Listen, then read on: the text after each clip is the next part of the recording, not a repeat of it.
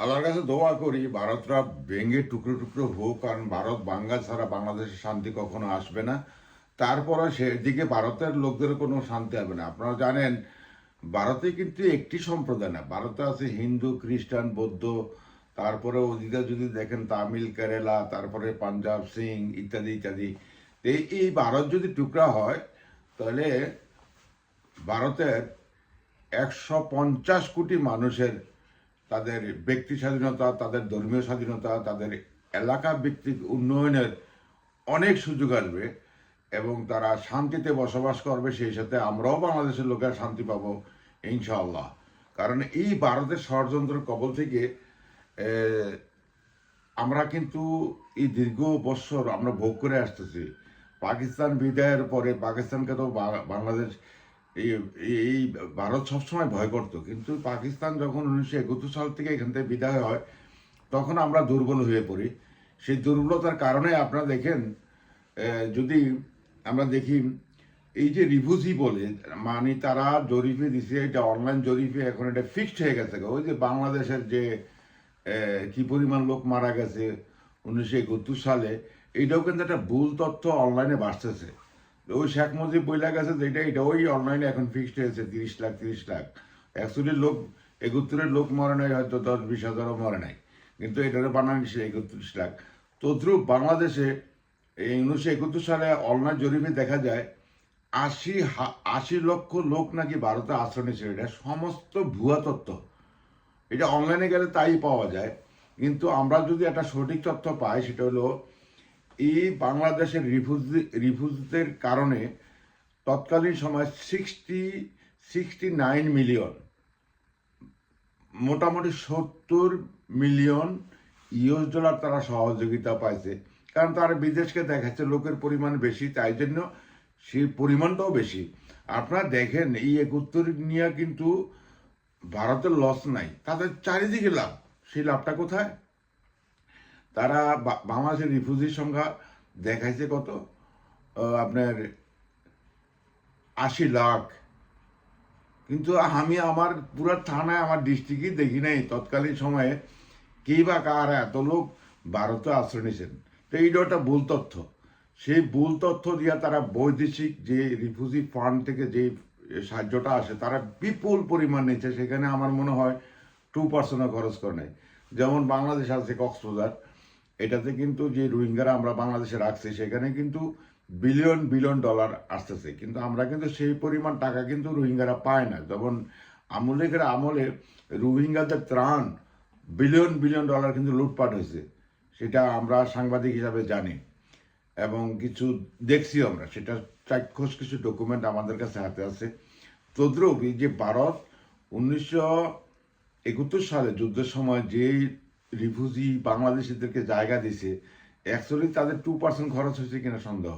কারণ বাংলাদেশের লোকেরা ওখানে গেছে, নিজে ঘর ভাড়া নিছে, খাইছে লইছে, নিজের পকেট টাকা খরচ করছে, বাংলাদেশের টাকা নিছে, এইভাবে তারা ওইখানে আশ্রয় নিয়েছিল। অপরদিকে দেখেন তারা এই দেশ স্বাধীনের পরে তৎকালীন সময় 16,000 কোটি টাকা সম্পদ বাংলাদেশ থেকে লুটপাট করছে এই ভারতের এই যে সন্ত্রাসী বাহিনীরা। সেটা তৎকালীন সময় এটা নিখুঁত জরিপ আছে, 16,000 কোটি টাকা সম্পদ ভারত বাংলাদেশ থেকে নিয়ে নিয়েছে এই দেশ স্বাধীনের পরপর। কিন্তু বর্তমান বাজারে সেটার পরিমাণ হবে 16 লক্ষ কোটি টাকার থেকে বেশি।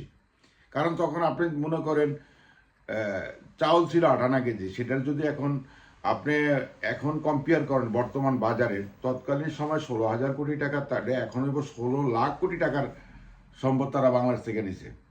অপরদিকে দেখেন যে হাসিনার আমলে তারা কিন্তু 30-40 লক্ষ লোকের বাংলাদেশে পুশ করছে বাংলাদেশে আর্নিং করার জন্য। আপনার হিসাব করে দেখেন, সেটা তো অনলাইনে আছে, কি পরিমাণ অর্থ বাংলাদেশ থেকে বৈদেশিক মুদ্রা ভারত নিয়ে যাচ্ছে এই কর্মের উচিলায়।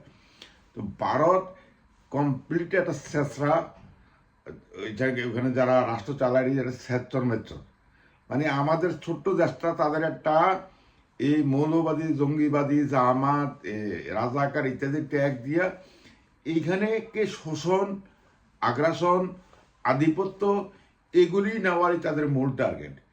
তদ্রুপ বাংলাদেশে দেখেন পৃথিবীর কোথাও এত স্বেচ্ছামেচ্ছ না, বাংলাদেশে এত পরিমাণ ভারতীয় দালাল এই বাংলাদেশে প্রোডাকশন করছে দীর্ঘ 54 বছরে, শুধু দালাল, সাংবাদিকের মধ্যে দালাল, আর্মি অফিসারদের মধ্যে দালাল, পুলিশের মধ্যে দালাল, সচিবালয়ে দালাল, মানে ভারতীয় দালালের অভাব নাই। আর আওয়ামী লীগ তো এটা 100 এটি ভারতীয় দালাল, এটি তো আর কোনো বলার অপেক্ষা না। আওয়ামী লীগ, বামপন্থী, এগুলি যা আছে, এখন আবার মনে করেন বাংলাদেশে একটা সর্ববৃহত্তম দল ছিল এই যে বিএনপি, এটার মধ্যেও দালালের অভাব নাই, শত সহস্র দালাল। দেশ চলবে কিভাবে? ডক্টর ইউনূস একজন নোবেল বিজয়ী, এই মুহূর্তে বিএনপির কি দরকার ছিল? অনেকগুলি ভারতের সাথে আমাদের 18 কোটি জনগণের সম্পদ কিন্তু ভারত কেড়ে নিতেছে, এটা ইউনিভার্সাল ট্রু। আমরা দেখেন প্রতিটা ইউনিয়নের একটা কবরস্থান পর্যন্ত নাই এই আধুনিক জমানায়, এটা সরকারি কবরস্থান নাই। আমাদের যেমন জন্মটাও বৃথা, মৃত্যুটাও বৃথা। আমাদের বাচ্চারা লেখাপড়া করতে পারে না টাকার অভাবে, অর্থনৈতিক অভাবে, বা সরকারি সুযোগ সুবিধা নেই। অথচ দেখেন বিলিয়ন বিলিয়ন ডলার বাংলাদেশ থেকে পাচার হয়ে যাচ্ছে। এটার মূল কারণ হলো ভারতের দালালি। এই যে বর্তমানে দেখেন ও সালাউদ্দিন আহমেদ, ওই যে তারেক রহমানের খালাতো বোনের জামাই, সে করতেছে বাংলাদেশের হট্টগোল। মানে আমার এখন গতকালও আমি বাংলাদেশের বিভিন্ন পর্যায়ে টেলিফোন করছি বিএনপি নেতা কর্মীদের সাথে, ভয়াবহ অবস্থা, ভয়াবহ অবস্থা। তাদের চেইন অফ কমান্ড নাই বিএনপির।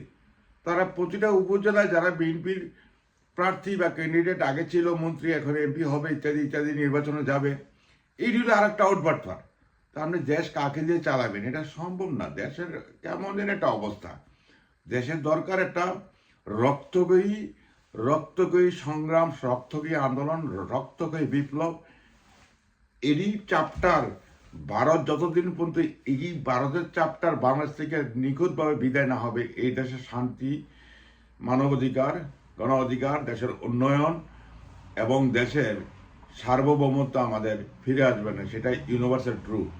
মূল সমস্যা হলো আমাদের এই হিন্দুত্ববাদী, জঙ্গিবাদী, সন্ত্রাসী গোষ্ঠী, লুটপাটকারী, যতদিন পর্যন্ত এই দেশ থেকে নিখুঁতভাবে বিদায় না করা যাবে, ততদিন পর্যন্ত এই বাংলার দেশে শান্তি হবে না, উন্নয়ন হবে না, আমাদের নিরাপত্তা হবে না, এই দেশের সার্বভৌমত্ব। এই ভারত হলো একটা কমপ্লিট শেষরাদাত, তারা ওই যে রাস্তার কুত্তার মতন খালি ঘুরতে থাকে, কোন হান্দা মুখ দিব, কোন হান্দা ফাও খাইব, এই হলো ভারতের মূল কাজ। এবং এই দেখেন এখন বাংলাদেশের লুটপাটের টাকাই আবার বাংলাদেশের ঢুকতে আছে, বাংলাদেশের লোকজনকে খাওয়াইতেছে, আবার তারা আওয়ামী লীগ এখন আন্দোলনের জন্য চেষ্টা করতেছে, রাস্তা নামার চেষ্টা করতেছে। এই হলো মূল ব্যাপার। এটা হলো মূল কারণ হলো ভারতের কুত্তা, এই হলো রাস্তার কুত্তা, যেখানে পায় সেখানেই নরম পায় এনেই খাওয়া শুরু করে দেন। বাংলাদেশটাকে যে দেশ স্বাধীনের পর খাইতেই আছে, খাওয়ার শেষ নাই। তো সুতরাং আমাদের একটা রক্তক্ষয়ী বিপ্লবের দরকার। তাইলে আমরা এই ভারত থেকে মুক্ত হতে পারবো। বাংলাদেশ জিন্দাবাদ, ইনকলাব জিন্দাবাদ।